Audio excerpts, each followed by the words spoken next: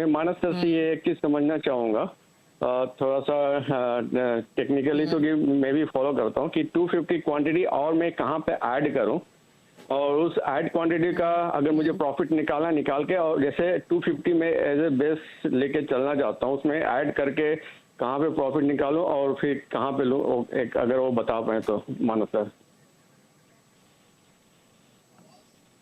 Okay मानस बताइए, रिलायंस पर इनका सवाल है 2380 की बाइंग है, 40 रुपए नीचे की खरीदारी के भाव से। एक डिस्क्लोजर भी दे दे राय लेने से पहले कि जो चैनल व्यूअर्स देख रहे हैं सीएनबी से आवाज, उसका स्वामित्व रिलायंस इंडस्ट्रीज के हाथों में ही है। बताइए मानस, अब सजेशन। पहले तो मनीष कुमार जी बहुत बहुत धन्यवाद, आपने काफी अच्छे वर्ड्स बोले हमारे लिए। तो देखिए, रिलायंस की जहां तक बात है, ऐसा लग रहा है कि काफी समय के बाद, क्योंकि जो गिरावट थी वो 2600 रुपए से देखने को मिली थी, लेकिन अब कहीं ना कहीं ऐसा लग रहा है कि बॉटम बनाने की स्टॉक कोशिश कर रहा है। और अब केवल एक हर्डल अगर हम बात करें तो 2350 2360 का हर्डल है। मेरा समझना है, पैटर्न को देख के मेरा समझना है कि शायद ये हर्डल क्रॉस हो जाएगा और फिर नेक्स्ट मूव में आपको फिर से 2600 रुपए तक के स्तर देखने को मिलेंगे। आपने बात की कि आप कब खरीदारी करनी चाहिए, तो मैं समझता हूँ कि ये सही समय है जब आप रिलायंस इंडस्ट्रीज में आने वाले 4 से 6 महीने के लिए निवेश कर सकते हैं। आपके जो स्टॉप लॉसेज हैं वो अब आपको 2100 रुपए के नीचे लगाने हैं, लेकिन अगर आप रिवॉर्ड की बात करें तो कम से कम 2600 रुपए और उसके ऊपर शायद आपको 2850 तक के भाव भी आने वाले 4 से 6 महीने में देखने को मिल सकते हैं। इसलिए रिलायंस पे करंट लेवल्स पे भी आप निवेश कर सकते हैं, लेकिन जरूर से स्टॉप लॉस लगाइए। ओके चलिए, तो ये रह रही है आपके लिए रिलायंस पर। अब बात करते हैं विवेक से, लुधियाना पंजाब से हमारे साथ कनेक्टेड है। विवेक नमस्कार, बताइए क्या सवाल है आपका। नमस्कार मैम मेरे पास ना आईडीएफसी फर्स्ट बैंक के 400 शेयर है 99 प्राइस पे,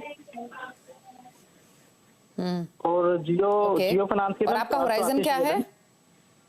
मैम मेरा ना दोनों में ही 5 ईयर का लॉन्ग टर्म का नजरिया है, तो उस पर राय जानना चाह रहा हूँ मैम।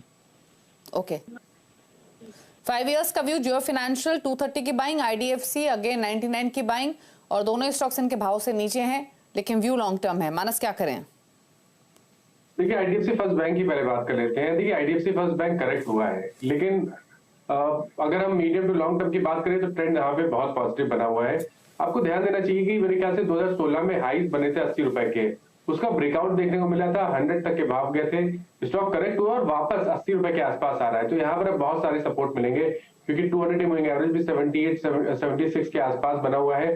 तो ये सही समय है जब आप निवेश कर सकते हैं।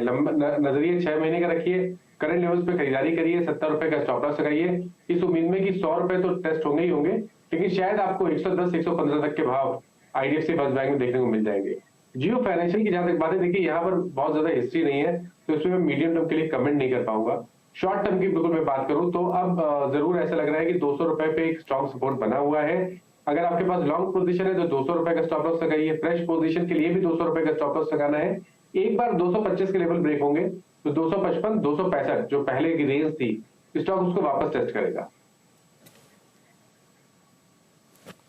ओके चलिए, तो ये रह रही है आपकी दोनों ही होल्डिंग्स पर। अब बात करेंगे कामेश्वर से, रांची से हमारे साथ कनेक्टेड हैं।